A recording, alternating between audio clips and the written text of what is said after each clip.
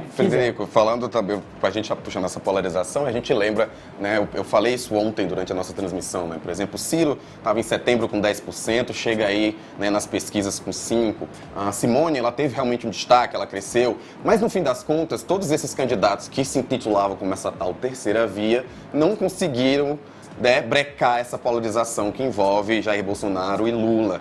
Por que, na sua visão, isso se deu? Por que esses candidatos não ascenderam ao ponto de realmente se tornarem candidatos, né, que se aproximassem, né, dos dois principais?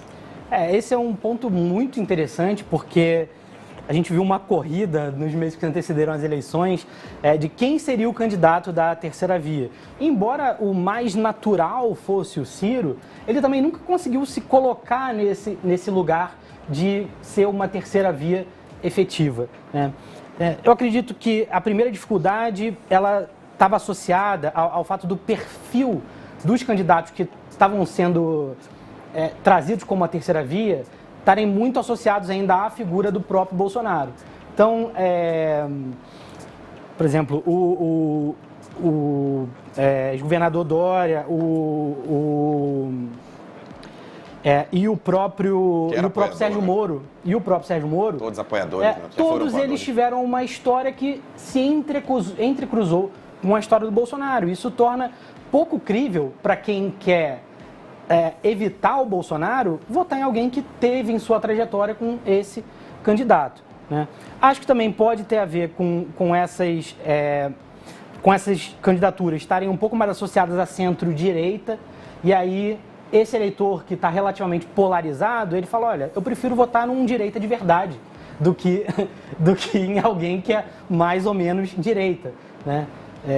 Então, eu acredito que essas candidaturas elas acabaram padecendo, primeiro, por essas aproximações meio esquisitas ou meio difíceis para o eleitor de identificar, e também pela alta capacidade dos dois candidatos de exercerem, de serem esse eixo gravitacional.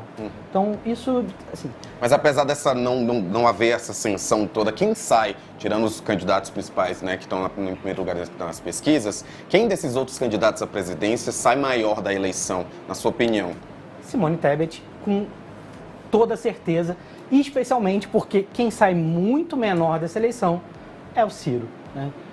Uma série de movimentos erráticos, às vezes começa se colocando como candidato centro-esquerda, aí agora uma aproximação esquisita ali com o Bolsonaro, até no debate, a última foto que o Ciro postou pedindo voto era uma foto dele ao lado do Bolsonaro, não entendi muito bem a semiótica da foto, não sei se era uma ideia de que ele poderia derrotar o Bolsonaro, e aí fazendo sinal ali ao lado, ou se eventualmente ele estava sinalizando uma espécie de apoio, mas também não faz sentido que ele apoie o Bolsonaro, porque ele vem desde o início denunciando, sendo muito firme contra o Bolsonaro. Então, em 2018 houve, inclusive, um movimento de colocar o Ciro como um concorrente a Bolsonaro, né? Exatamente, né? E com a expectativa de que esse voto útil migrasse para ele, né?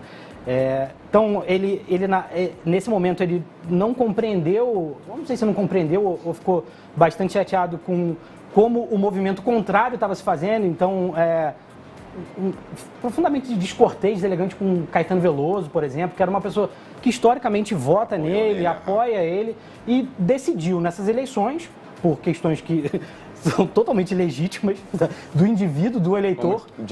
Vamos dizer de novo, o direito ao voto, todo mundo tem direito ao voto. Que era justamente o argumento que o próprio Ciro Gomes, e que também legitimamente trazia. Ou seja, ele mesmo trazia o argumento do voto útil, da ideia de que ele, no segundo turno, poderia ganhar do Bolsonaro lá em 2018, né?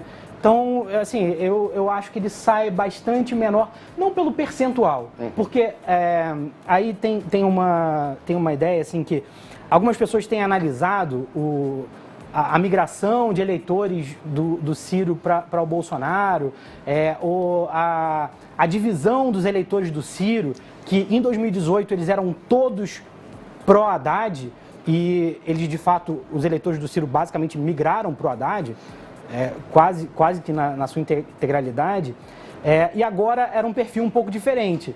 Mas é evidente, porque antes ele estava ele tava com Haddad, agora ele está com o Lula. Então, é evidente que a pessoa de centro-esquerda, entre